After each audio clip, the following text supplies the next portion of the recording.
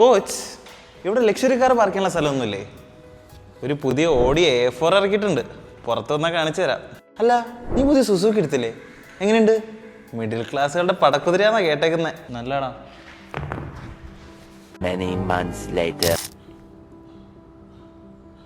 എന്താണ് പൊരിവേലത്ത് ബാങ്കിന്റെ ഫ്രണ്ടിൽ സങ്കടപ്പെട്ടിരിക്കുന്നത്? ഒന്നുമില്ലടാ. എന്തു പറ്റി വല്ലാതിരിക്കുന്നത്? കാറിന്റെ EMI എല്ലാം കൂടെ അടച്ച് മതിയായി. ആവശ്യത്തിന് പൈസ ഉണ്ടാക്കിയായിരുന്നല്ലോ, പിന്നെന്താ പറ്റിയേ? നീ ഇപ്പോൾ 24/10 റൂൾ യൂസ് ചെയ്തില്ലേ? എന്ത് റൂള്?